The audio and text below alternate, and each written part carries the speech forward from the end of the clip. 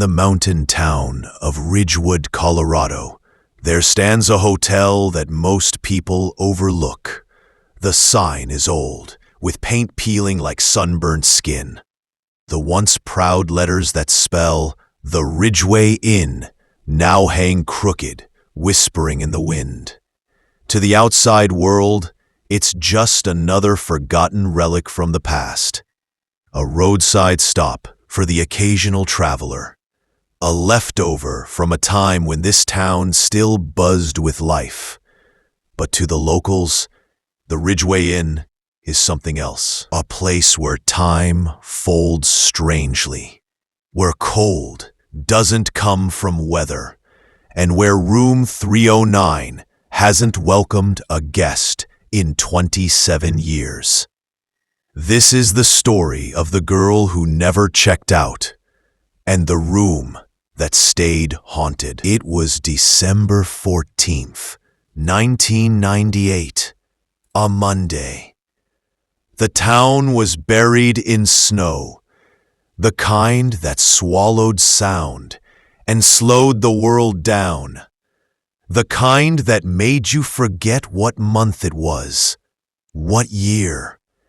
At 6:42 p.m., the glass door of the Ridgeway Inn creaked open. A young woman stepped inside, mid-20s, pale complexion, a forest green wool coat, black gloves, scarf tucked tight around her neck like armor. She didn't speak at first. She simply looked around the lobby, which was dimly lit by a dusty chandelier that had lost half its bulbs. Walter, the front desk clerk, smiled and asked, "Need a room, miss?" She nodded once. "Just for a night," she said quietly. Her voice had a tired rhythm, like she hadn't slept in days. She wrote her name in the logbook, Emily Harper. Paid cash, no ID, no car outside, no luggage, not even a purse. She took the brass key labeled 309, nodded politely. It wasn't like she didn't want to talk. It felt more like she had already said everything she ever needed to say. Room 309 sat at the far end of the third floor. No neighboring rooms on either side, just one window overlooking the forest behind the hotel. The room itself was simple. One queen bed, an old television, floral curtains faded from years of sun, and a large mirror above the dresser. Tall, wide. And the only thing in the room that looked newer than 1960. Emily never requested anything. No room service, no extra towels. She didn't call the front desk once. For 5 days, the room was silent. Walter began to worry by day 6. But room 309 had a do not disturb tag hanging on the knob the entire time. On day 8, housekeeping opened the door. And that's when things stopped making sense. The room looked untouched. The bed had been made perfectly. The sink was dry. The towels folded. No clothes in the closet. No toothbrush, no shoes, nothing, except one thing. A small, leather-bound notebook sitting on the nightstand, closed. Inside were 7 pages. No writing, just drawings.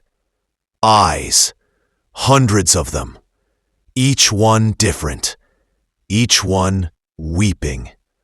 Some were detailed, lashes, smudged eyeliner, tears dripping down. Others were just scribbles, wide, black circles that felt like they were staring back. And on the final page, one sentence written in fine, small print. He never came. Police were called. They searched the room, the hallway, the logs. No fingerprints except hers. They reviewed the only working security camera, the one above the lobby entrance. It showed Emily entering. She nodded to Walter, took the key. That was it. No footage of her leaving. None. She simply disappeared. There were no missing person reports filed under the name Emily Harper. No record of her ID or social security number in the system, as if she was never there. No one ever came to look for her. Not a friend, not family, no boyfriend, no employer. It was like she'd appeared from nowhere and returned to it. The police filed a basic report. The hotel, needing to stay open, quietly reopened room 309 2 weeks later. That's when the real story began. A businessman named Darren Keller checked in late one night. He was in town for a banking seminar. He stayed in room 309. At 2:17 a.m., he called the front desk, his voice shaking. "There's someone in the bathroom," he whispered. Walter rushed up with the spare key. He opened the door. No one inside. But the mirror was fogged, despite the room's dry air. And written in the mist were 3 words. "I'm still here." Karen left the hotel that night without checking out. He never came back. Over the next year, 6 different guests complained about room 309. The cold that wouldn't go away, even with the heater on. The shower turning on by itself in the middle of the night. The sound of someone crying, always just faint enough to doubt your ears. And the mirror. Always the mirror. Some guests said it felt like someone was watching them. Others claimed they saw wet footprints from the bathroom to the bed. One woman said she woke up and felt someone sitting at the end of the bed, staring at her. She didn't dare open her eyes. She said she heard whispering, over and over, the same sentence. He didn't come. The mirror became the center of it all. One guest, a nurse named Hannah Beale, claimed she saw her reflection blink, but she hadn't. She said her reflection smiled at her, even though she was frozen in fear. When she looked again, the reflection was gone, but on the fogged surface of the glass was a perfect handprint, as if someone had pressed their palm to the mirror from the other side.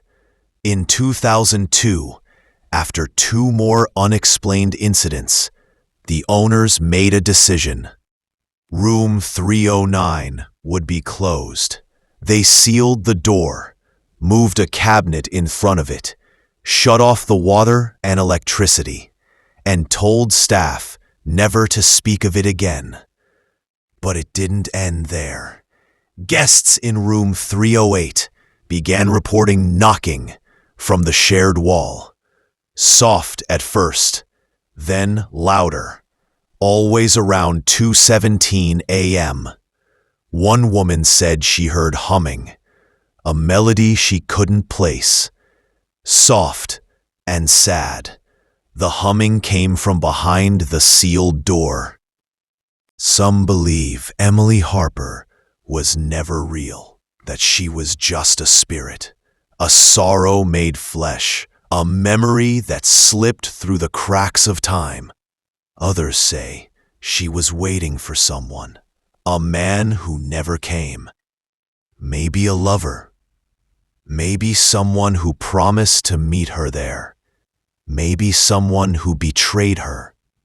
But whoever he was, he didn't arrive, and she never left.